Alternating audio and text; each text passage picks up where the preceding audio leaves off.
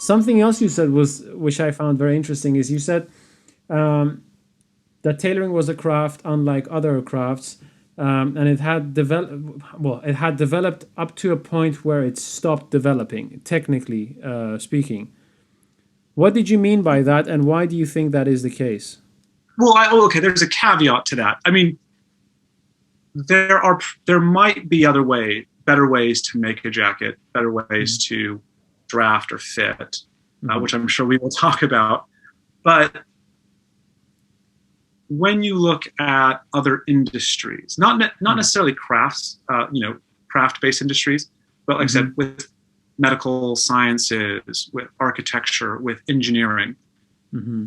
all of that technology continues to be improved upon.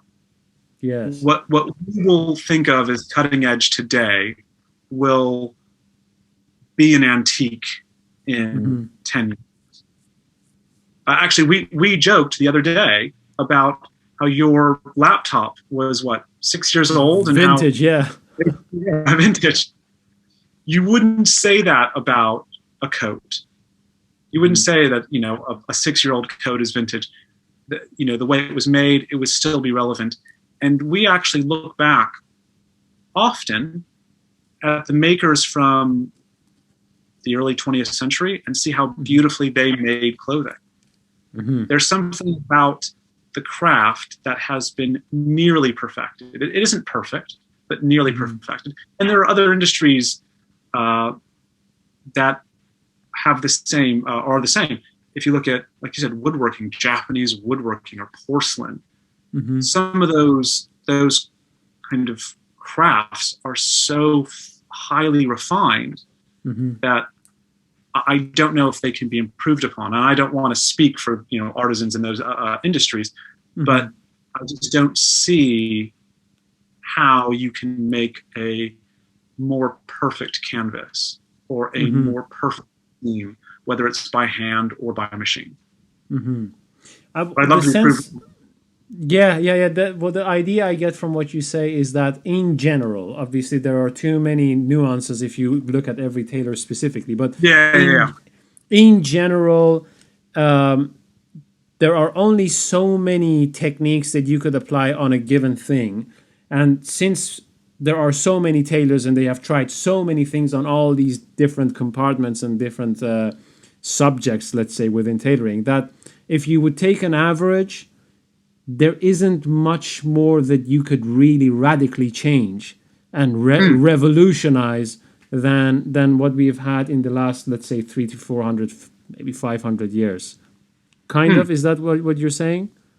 Yeah, I would say probably I wouldn't say that far back, because I think that tailoring was probably changing a lot, 500 years ago, compared to 300 years ago. But essentially, that's what I'm saying. Especially Mm-hmm. if you look at the last 200 years, the Mm-hmm. garments that were made, Victorian garments, some of the late Georgian. I mean, you go into the V&A and you see some of these beautiful silks, and the way they still look so Yeah, pristine, yeah.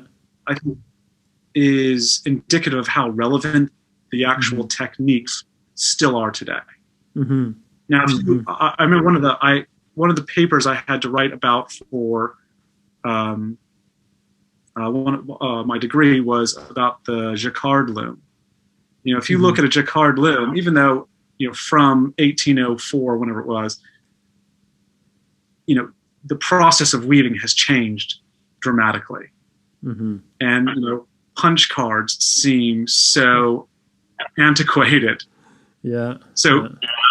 technology changes, but the techniques that we use, because we don't really incorporate that much technology, Mm-hmm.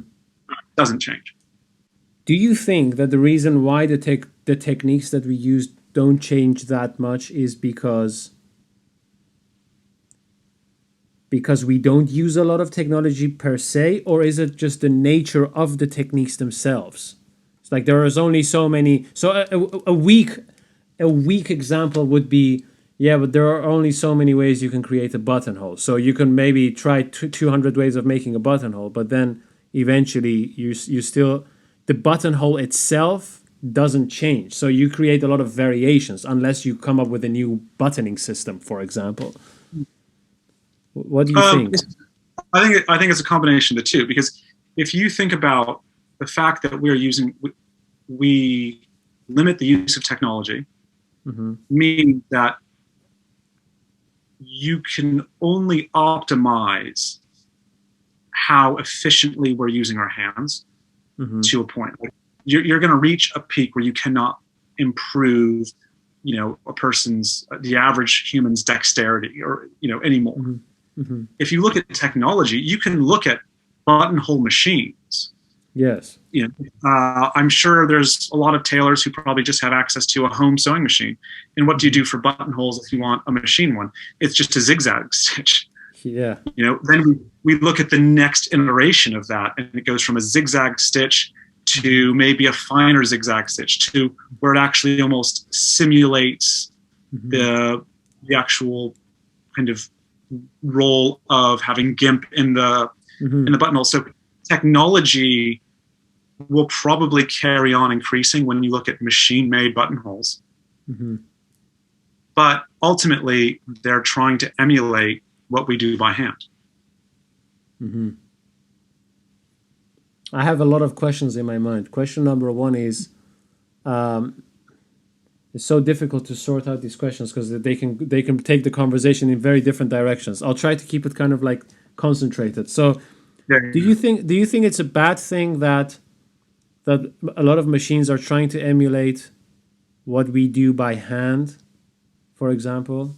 Because you could No, it's as if you say, no, you say it's not a bad no, thing. I don't think it's inherently a bad thing. I think it can be bad if a bad actor Mm-hmm. tries to sell it on or pass it on as it's made by hand. Right, And right. I've had one client who I will never forget because of it. He told me he has been buying Italian bespoke for years, Mm-hmm. and he said, I love this tailor, bespoke. I know all about bespoke. And I said, great. And I walked him through my process, and he tried me out for a suit and a morning suit later on. But he didn't like that I was so expensive. He's like, this is not how much bespoke should cost. And I said, I have very relatively reasonable prices, so I'm really surprised you're saying this. Mm-hmm. And he showed me one of his Italian bespoke suits, and it was just made to measure.